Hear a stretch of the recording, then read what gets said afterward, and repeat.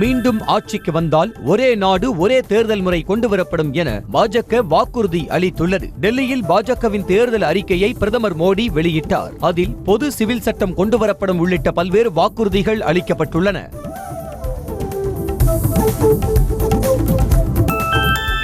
மீண்டும் ஆட்சிக்கு வந்தால் மக்கள் மருந்தகத்தில் 80% தள்ளுபடி விலையில் மருந்துகள் வழங்கப்படும் என்று பாஜக தேர்தல் அறிக்கையில் தெரிவித்துள்ளது.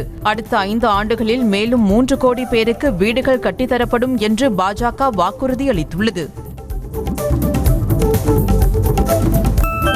2036ஆம் ஆண்டு இந்தியாவில் ஒலிம்பிக் போட்டிகளை நடத்த நடவடிக்கை எடுக்கப்படும் என்று பாஜக தேர்தல் அறிக்கையில் வாக்குறுதி அளித்துள்ளது. அடுத்த 5 ஆண்டுகளில் மேலும் 3 கோடி பேருக்கு இலவச வீடுகள் கட்டித்தரப்படும் என தெரிவிக்கப்பட்டுள்ளது. மெட்ரோ, ஸ்லீப்பர் உள்ளிட்ட 3 விதமான வந்தே பாரத் ரயில்கள் இயக்கப்படும் என பாஜக தேர்தல் வாக்குறுதியில் தெரிவித்துள்ளது. மேலும் நாடு முழுவதும் புல்லட் ரயில் திட்டம் செயல்படுத்தப்படும் என்றும் பாஜக அறிவித்துள்ளது. பாஜக தேர்தல் அறிக்கை மற்றும் பிரதமர் மோடியின் உரையில் பணவீக்கம் மற்றும் வேலையின்மை ஆகிய 2 வார்த்தைகள் இல்லை என ராகுல் காந்தி விமர்சித்துள்ளார். மக்களின் வாழ்க்கை தொடர்பான மிக முக்கியமான பிரச்சனைகள் கூட விவாதிக்க பாஜக விரும்பவில்லை என தனது எக்ஸ் பதிவில் குறிப்பிட்டுள்ளார்.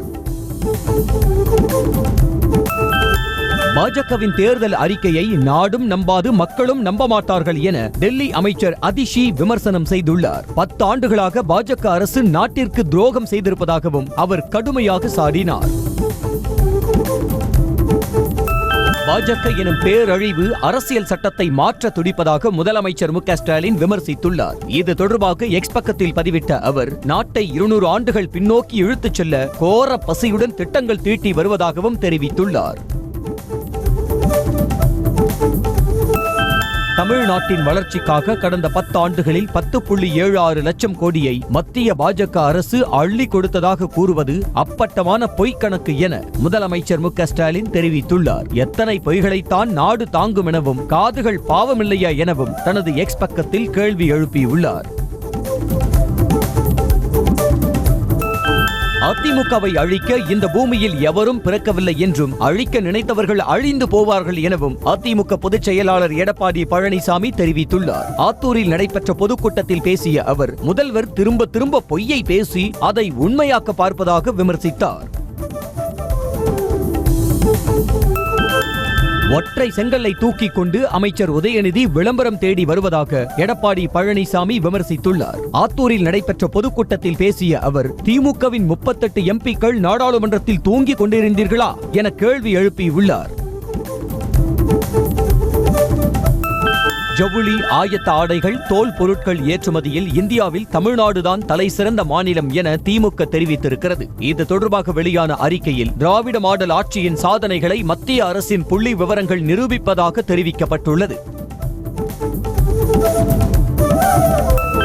திமுகவின் பொய்க் கதைகளை மக்கள் நம்பிய காலம் மலையேறிவிட்டது என்று பாஜக மாநில தலைவர் அண்ணாமலை தெரிவித்துள்ளார். தமிழகத்தின் உட்கட்டமைப்பு வசதிகளை மேம்படுத்த செலவிடப்பட்ட நிதி மற்றும் திட்டங்களுக்கான மானியம் ஆகியவற்றை எந்த கணக்கில் வைப்பீர்கள் என்றும் தனது அறிக்கையில் கேள்வி எழுப்பியுள்ளார்.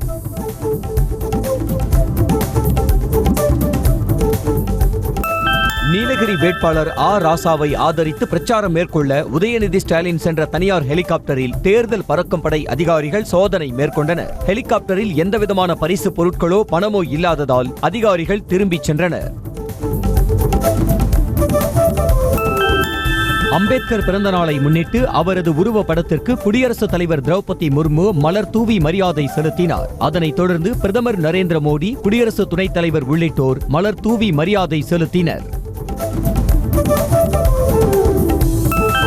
அம்பேத்கர் பிறந்த நாளை முன்னிட்டு சென்னை ராஜா அண்ணாமலைபுரத்தில் உள்ள அவருடைய மணிமண்டபத்தில் வைக்கப்பட்டிருந்த திருவுருவ படத்திற்கு முதலமைச்சர் மு க ஸ்டாலின் மலர் தூவி மரியாதை செலுத்தினார். அப்போது அமைச்சர்கள், சட்டமன்ற, நாடாளுமன்ற உறுப்பினர்கள் உடனிருந்தனர்.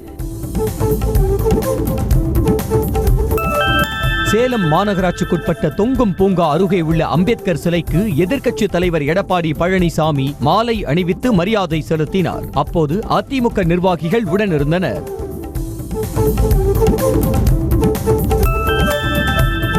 நாகையில் வாக்கு சேகரிப்பின் போது நாம் தமிழர் இந்திய கம்யூனிஸ்ட் கட்சியினரிடையே தள்ளுமுள்ளு ஏற்பட்டது.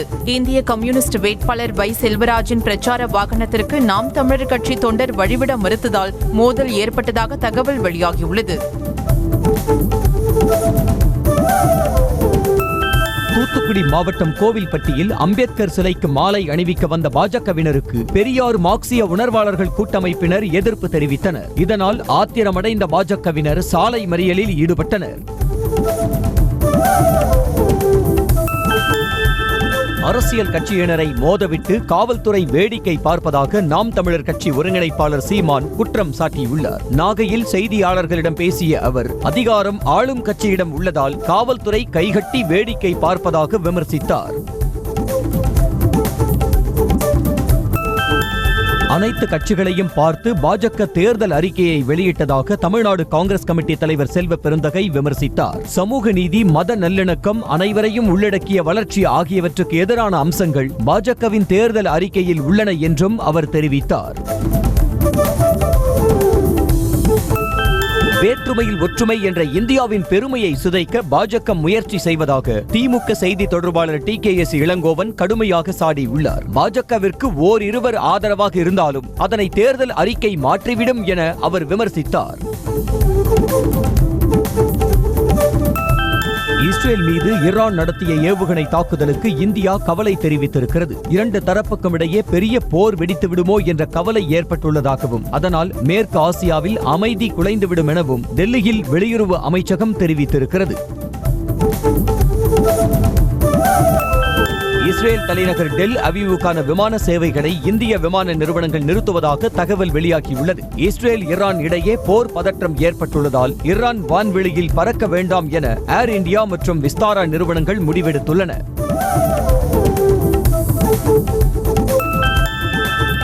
காங்கிரஸ் விரக்தியில் உள்ளதால் அவர்களுக்கே புரியாத அறிவிப்புகளை வெளியிடுவதாக மத்திய பிரதேசத்தில் பிரதமர் மோடி பேசினார். நாட்டில் வறுமையை ஒரே அடியாக ஒழிப்பதாக ராகுல் காந்தி சிரிக்க வைக்கும் ஒரு அறிவிப்பை வெளியிட்டிருப்பதாக பிரதமர் விமர்சித்தார். மேற்குவங்க முதலமைச்சர் மமதா பானர்ஜி நடன கலைஞர்களுடன் நடனமாடி மகிழ்ச்சி அடைந்தார். மேற்குவங்க மாநிலம் ஜல்பைகுரியில் உள்ள சல்சா பகுதியில் ரோட் ஷோ சென்ற முதல்வர் மமதா பானர்ஜிக்கு மக்கள் உற்சாகமாக வரவேற்பு அளித்தனர். மும்பை பாந்த்ரா பகுதியில் உள்ள நடிகர் சல்மான் கான் வீட்டினை குறிவைத்து அதிகாலையில் இருசக்கர வாகனத்தில் வந்த 2 நபர்கள் துப்பாக்கிச் சூடு நடத்தினர். குற்றவாளிகளை கண்டுபிடிக்க மும்பை காவல்துறை 15 குழுக்களை அமைத்து விசாரித்து வருகிறது. மத்திய பிரதேசத்தின் மணிகா கிராமத்தில் ஆழ்துளை கிணற்றில் தவறி விழுந்த 6 வயது சிறுவன் சடலமாக மீட்கப்பட்டான். கடந்த வெள்ளிக்கிழமை ஆழ்துளை கிணற்றில் தவறி விழுந்த சிறுவன் 40 அடியில் சிக்கிய நிலையில் சிறுவனை மீட்பு படையினர் சடலமாக மீட்டனர்.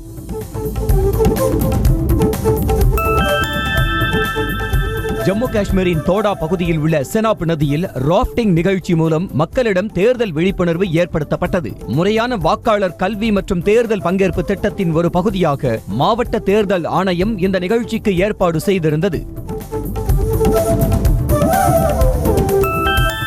பாங்காங்கில் இருந்து டெல்லி வந்த விமானத்தில் கடத்தி வரப்பட்ட 62.7 லட்சம் ரூபாய் மதிப்புள்ள 1000 கிராம் தங்கத்தை சுங்கத்துறை அதிகாரிகள் பறிமுதல் செய்தனர். தங்கம் கடத்தி வந்த இந்தியாவைச் சேர்ந்த நபரை சுங்கத்துறை அதிகாரிகள் கைது செய்து விசாரித்து வருகின்றனர். உத்தரப்பிரதேச மாநிலம் வாரணாசியில் சேலை குடோன் ஒன்றில் சனிக்கிழமை இரவு பயங்கர தீ விபத்து ஏற்பட்டது. தகவல் அறிந்து 6 தீயணைப்பு வாகனங்களுடன் வந்த தீயணைப்பு துறையினர் நீண்ட நேரம் போராடி தீயை அணைத்தனர். அண்ணல் அம்பேத்கர் பிறந்த நாளை முன்னிட்டு ராமநாதபுரம் மாவட்டம் புல்லந்தை பகுதியில் உள்ள அவருடைய சிலைக்கு சுயேட்சை வேட்பாளர் ஓ பன்னீர்செல்வம் மாலை அணிவித்து மரியாதை செலுத்தினார். அதனைத் தொடர்ந்து அங்கிருந்த மக்களிடம் அவர் வாக்கு சேகரித்தார்.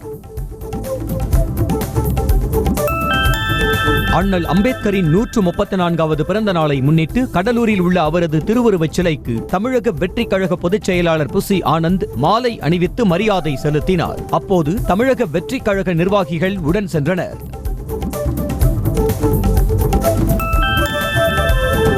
அம்பேத்கரின் 134வது பிறந்த நாளை முன்னிட்டு வேலூர் மக்கான் பகுதியில் உள்ள அவரது திருவுருவ சிலைக்கு புதிய நீதி கட்சி தலைவர் ஏசி சண்முகம் மாலை அணிவித்து மரியாதை செலுத்தினார். பின்னர் தொண்டர்களோடு கேக் வெட்டிய அவர் அனைவருக்கும் கேக் வழங்கினார். அம்பேத்கரின் 134வது பிறந்த நாளை முன்னிட்டு வானூரில் அவரது சிலைக்கு மாலை அணிவித்து பாமக நிறுவனர் ராமதாஸ் மரியாதை செலுத்தினார். அப்போது தேர்தலுக்கு பின்னர் இடஒதுக்கீடு தொடர்பான போராட்டம் அறிவிக்கப்படும் என்று அவர் தெரிவித்தார். நீலகிரி மக்களவை தொகுதி பாஜக வேட்பாளர் எல் முருகன் படுகரின மக்களின் பாரம்பரிய உடையணிந்து வாக்கு சேகரிப்பில் ஈடுபட்டார். வீதி வீதியாக சென்று பரப்புரை மேற்கொண்டு தாமரை சின்னத்திற்கு வாக்கு சேகரித்தார். தருமபுரி மாவட்டம் பென்னாகரம் சட்டமன்ற தொகுதிக்குட்பட்ட பகுதிகளில் சித்திரை திருநாள் வாழ்த்துக்களை கூறி பாமக வேட்பாளர் சௌமியா அன்புமணி வாக்கு சேகரிப்பில் ஈடுபட்டார். வீதி வீதியாக சென்று மாம்பழம் சின்னத்திற்கு வாக்களிக்குமாறு ஆதரவு திரட்டினார்.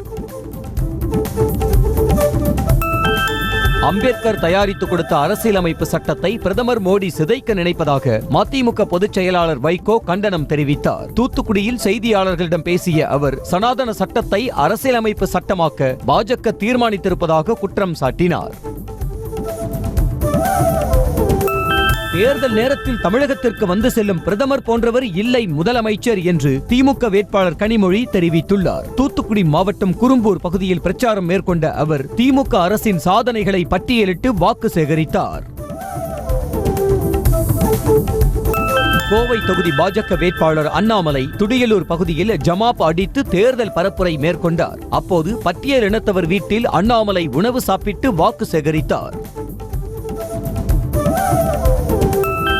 2019 மற்றும் 2021 தேர்தல்களில் அதிமுக தோல்வியடைய பாஜக தான் காரணம் என முன்னாள் அமைச்சர் ஜெயக்குமார் கூறினார். சென்னையில் அம்பேத்கர் சிலைக்கு மாலை அணிவித்த பிறகு செய்தியாளர்களுக்கு பேட்டியளித்த அவர் வரலாற்றை மாற்றுவதில் திமுக மக்களை ஏமாற்றுவதாக குற்றம் சாட்டினார்.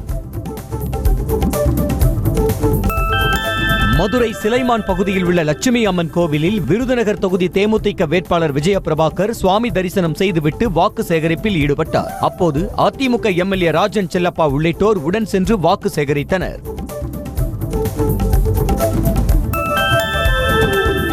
சென்னை கண்ணகி நகரில் பிரச்சாரம் மேற்கொண்ட தென் சென்னை அதிமுக வேட்பாளர் ஜெயவர்தனுக்கு 10,000 சாக்லேட்டுகளை கொண்டு உருவாக்கப்பட்ட பிரம்மாண்ட மாலையை தொண்டர்கள் அணிவித்தனர். வீதி வீதியாக சென்று ஜெயவர்தன் வாக்கு சேகரித்தார்.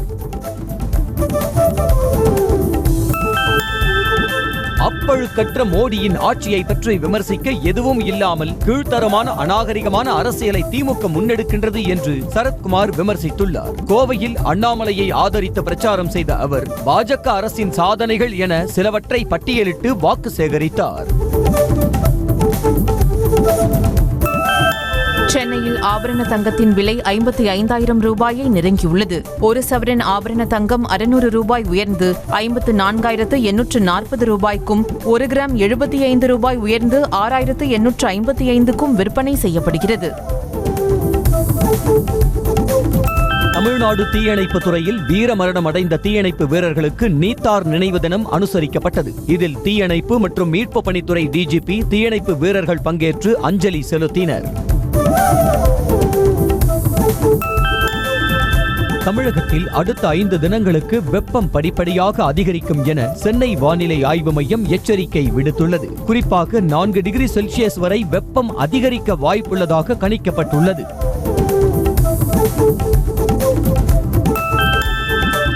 தமிழகத்தில் ஏப்ரல் 18 வரை வெப்பநிலை படிப்படியாக 2 முதல் 3 டிகிரி செல்சியஸ் வரை உயரக்கூடும் என்று சென்னை வானிலை ஆய்வு மையம் தெரிவித்திருக்கிறது. சென்னையில் அதிகபட்சம் 36 டிகிரி செல்சியஸ் ஆகவும் குறைந்தபட்சம் 27 டிகிரி செல்சியஸ் ஆகவும் வெப்பநிலை இருக்கும் என்றும் அறிவிக்கப்பட்டுள்ளது. தூத்துக்குடி மாவட்டம் திருச்செந்தூர் சுற்றுவட்டார பகுதிகளில் கனமழை வெளுத்து வாங்கியது. உடன்குடி, பரமன்குறிச்சி, காயாமொழி உள்ளிட்ட பகுதிகளில் சுமார் 1 மணி நேரம் பெய்த மழையால் குளிர்ச்சியான சூழல் நிலவியது. மதுரை மாவட்டம் திருப்பரங்குன்றம் பகுதியில் பெய்த திடீர் மழையால் சேதமடைந்த வாழை பயிர்களுக்கு இழப்பீடு வழங்க விவசாயிகள் கோரிக்கை விடுத்துள்ளனர். நாகமலை, புதுக்கோட்டை உள்ளிட்ட 10க்கும் மேற்பட்ட ஊராட்சிகளில் பெய்த மழையால் சுமார் 100 ஏக்கரில் வாழைகள் சேதமடைந்தன. கோவை மாவட்டம் வால்பாறையில் அவதூறாக பேசிய திமுக பிரமுகரை கைது செய்ய கோரி அதிமுக எம்எல்ஏ அமல் கந்தசாமி தொண்டர்களுடன் சாலை மறியலில் ஈடுபட்டார். அதிமுகவிலிருந்து விலகி திமுகவில் சேர்ந்த விஜயராஜன் என்பவரை கைது செய்ய கோரி மறியல் செய்த அதிமுகவினரிடம் போலீசார் பேச்சுவார்த்தை நடத்தினர்.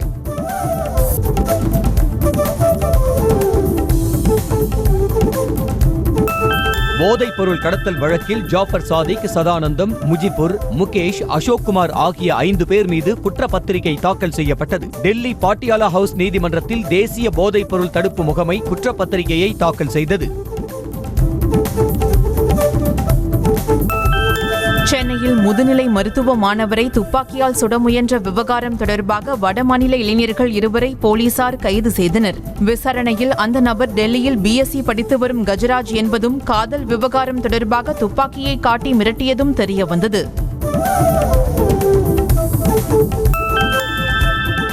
கோவை மாவட்டம் மருதமலை முருகன் கோவில் படிப்பாதையில் யானைகள் முகாமிட்டதால் தமிழ் புத்தாண்டை முன்னிட்டு கோவிலுக்கு வந்த பக்தர்கள் அவ்வழியாக செல்ல வனத்துறையினர் தடை விதித்தனர். தொடர்ந்து யானையை வனப்பகுதிக்குள் விரட்ட வனத்துறையினர் முயன்று வருகின்றனர்.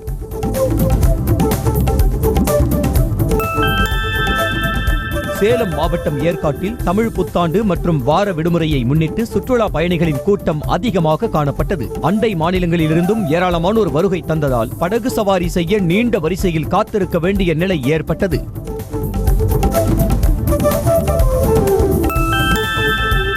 திருப்பத்தூரில் தனியார் பேருந்து மோதியதில் பெண் ஒருவர் தலை நசுங்கி உயிரிழந்தார். ராச்சமங்கலம் அருகே நாமக்கர வட்டம் பகுதியைச் சேர்ந்த உமாவதி என்பவரின் மனைவி கவிதா என்பவர் திருப்பத்தூரிலிருந்து இருசக்கர வாகனத்தில் வீடு திரும்பிய போது கிராமிய காவல் நிலையம் முன்பு விபத்து நேரிட்டது.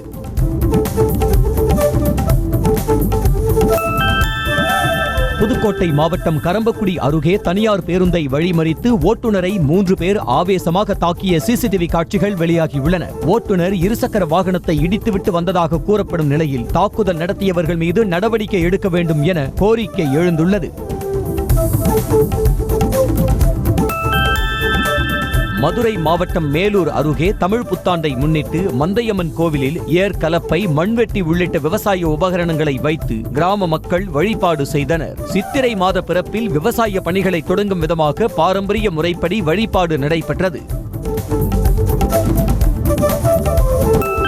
தூத்துக்குடி மாவட்டம் எட்டயபுரம் அருகே உள்ள பிதப்புரம் கிராமத்தில் சித்திரை முதல் நாளை ஒட்டி பொன் ஏர் திருவிழா விமரிசையாக நடைபெற்றது. நிகழ்ச்சியில் விவசாய கருவிகளுக்கும் டிராக்டர் மற்றும் காளை மாடுகளுக்கும் சந்தனம், குங்குமம் இட்டு மாலை அணிவித்து பூஜை செய்து கிராம மக்கள் வழிபட்டனர்.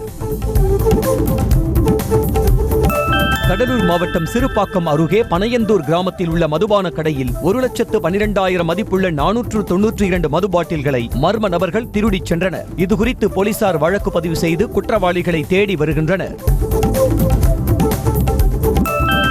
திண்டுக்கல் மாவட்டம் ஒட்டன்சத்திரம் மாட்டு சந்தையில் சுமார் 1 கிலோமீட்டர் தூரத்திற்கு வாகனங்கள் அணிவகுத்து நின்றன. தமிழ் புத்தாண்டை ஒட்டி அதிக அளவிலான மாடுகள் விற்பனைக்கு கொண்டுவரப்பட்ட நிலையில் ஒரே நாளில் சுமார் 3 கோடி ரூபாய்க்கு வர்த்தகம் நடைபெற்றதாக கூறப்படுகிறது. புதுக்கோட்டை மாவட்டம் ஆலங்குடி அருகே காதல் விவகாரத்தில் இளைஞரை எரித்து கொல்ல முயற்சித்ததாக கூறி அவரது உறவினர்கள் சாலை மறியலில் ஈடுபட்டதால் தள்ளுமுள்ளு ஏற்பட்டது. காதல் மனைவியின் குடும்பத்தினருடன் ஏற்பட்ட பிரச்சனையால் இளைஞர் தீக்குளித்து தற்கொலைக்கு முயன்றதாக கூறப்படுகிறது. IPL தொடரில் லக்னோ அணிக்கு எதிரான லீக் ஆட்டத்தில் கொல்கத்தா அணி 8 விக்கெட் வித்தியாசத்தில் வெற்றி பெற்றது. முதலில் விளையாடிய லக்னோ அணி 161 ரன்கள் குவித்த நிலையில் பின்னர் விளையாடிய கொல்கத்தா அணி 16வது ஓவரிலேயே இலக்கை எட்டி 4வது வெற்றியை பதிவு செய்தது. பஞ்சாப் அணியின் கேப்டன் ஷிகர் தவான் தோள்பட்டை காயம் காரணமாக அடுத்த சில ஆட்டங்களில் விளையாட மாட்டார் என அணியின் இயக்குனர் சஞ்சய் பங்கார் தெரிவித்துள்ளார். தவானை போன்ற அனுபவம் வாய்ந்த தொடக்க ஆட்டக்காரர் இல்லாதது கண்டிப்பாக பாதிப்பை ஏற்படுத்தும் எனவும் அவர் கூறியுள்ளார். டெல்லி கேபிட்டல்ஸ் அணியில் இடம்பெற்றிருந்த ஆஸ்திரேலிய வீரர் மிச்சல் மார்ஷ் தசைநார் கிழிவிற்கு சிகிச்சை மேற்கொள்ள தாயகம் திரும்பியுள்ளார். அவர் மீண்டும் அணிக்கு திரும்புவது குறித்து எந்தவித தகவலும் வெளிவராத நிலையில் இது டெல்லி அணிக்கு பெரும் பின்னடைவாக கருதப்படுகிறது.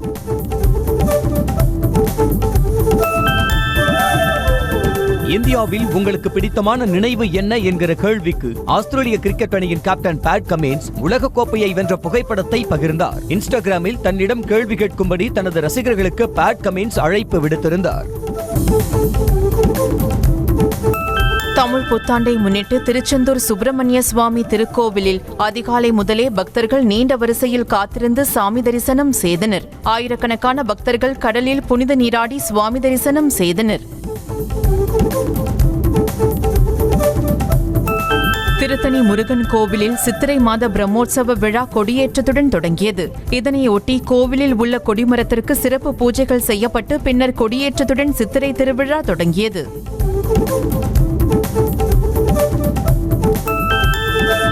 தமிழ் புத்தாண்டை முன்னிட்டு திருத்தணி முருகன் கோவிலில் 1008 பால்குட ஊர்வலம் நடைபெற்றது. பக்தர்கள் கொண்டு வந்த பாலை கொண்டு முருகப்பெருமான் வெள்ளி தெய்வானைக்கு சிறப்பு பூஜைகள் செய்யப்பட்டது. இதில் ஏராளமான பக்தர்கள் பங்கேற்று சுவாமி தரிசனம் செய்தனர்.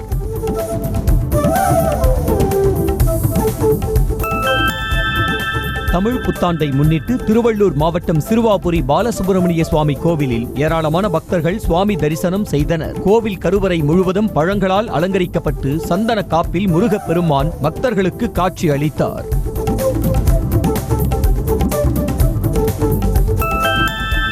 தமிழ் வருடப்பிறப்பை ஒட்டி காஞ்சிபுரத்தில் உள்ள காமாட்சி அம்மன் கோவிலில் குவிந்த பக்தர்கள் நீண்ட வரிசையில் காத்திருந்து சுவாமி தரிசனம் செய்தனர். கூட்டம் அதிகமாக இருந்ததால் சுமார் 3 மணி நேரம் காத்திருந்து பக்தர்கள் காமாட்சி அம்மனை வழிபட்டனர்.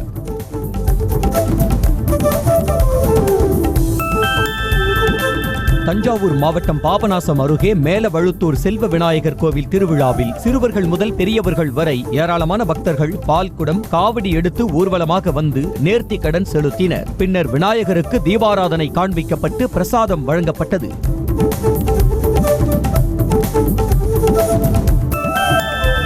சிவகங்கை மாவட்டம் திருப்பத்தூர் அருகே திருக்கோஷ்டியூர் சௌமிய நாராயண பெருமாள் கோவில் சித்திரை திருவிழா கொடியேற்றத்துடன் தொடங்கியது. இதையொட்டி உற்சவர் பெருமாள் மற்றும் தேவியர்கள் கல்யாண மண்டபத்தில் எழுந்தருளிய நிலையில் சிறப்பு பூஜைகள் நடைபெற்று தீபாராதனை காட்டப்பட்டது.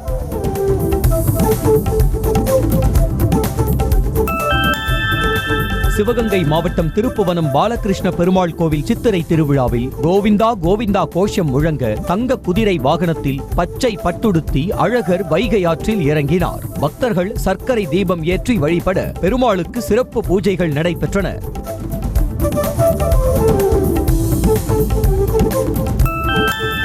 தேனி மாவட்டம் ஆண்டிப்பட்டி மாவூற்று வேலப்பர் கோவிலின் முதல் நாள் சித்திரை திருவிழாவை முன்னிட்டு ஏராளமான பக்தர்கள் காவடி எடுத்தும் அலகு குத்தியும் நேர்த்தி கடன் செலுத்தினர். ஒரே நேரத்தில் ஏராளமானோர் குவிந்ததால் பக்தர்கள் சுமார் 2 மணி நேரம் காத்திருந்து சுவாமி தரிசனம் செய்தனர்.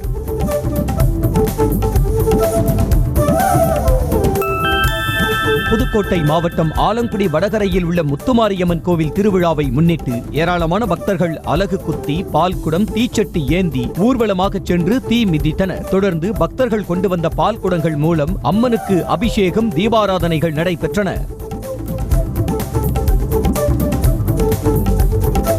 தமிழ் புத்தாண்டை முன்னிட்டு தஞ்சை பெரிய கோவிலில் நடைபெற்ற சிறப்பு பூஜையில் பக்தர்கள் பங்கேற்று சாமி தரிசனம் செய்தனர். பெருவுடையாருக்கு நல்லெண்ணெய், மஞ்சள் பொடி, தயிர், சந்தனம் உள்ளிட்ட திரவியங்களால் சிறப்பு அபிஷேகம் செய்யப்பட்டு தீபாராதனை காட்டப்பட்டது.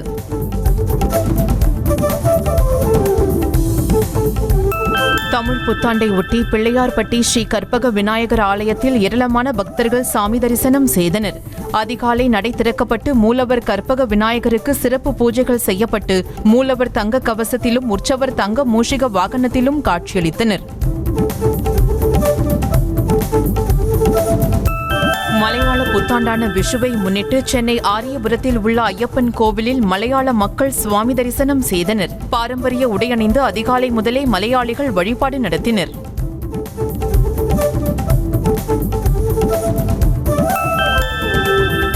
சர்வதேச சந்தையில் வாட்டர் ப்ரூஃப் வசதியுடன் கூடிய 2 புதிய ப்ளூடூத் ஸ்பீக்கர்களை ஷியாமி நிறுவனம் அறிமுகப்படுத்தியுள்ளது. ஷியாமி சவுண்ட் பாக்கெட் மற்றும் ஷியாமி சவுண்ட் அவுட்டோர் என பெயரிடப்பட்டுள்ள இந்த 2 ஸ்பீக்கர்களிலும் பல்வேறு சிறப்பம்சங்கள் இடம்பெற்றுள்ளன. செய்திகளை உடனுக்குடனும் துல்லியமாகவும் தெரிந்து கொள்ள சப்ஸ்கிரைப் பண்ணுங்க.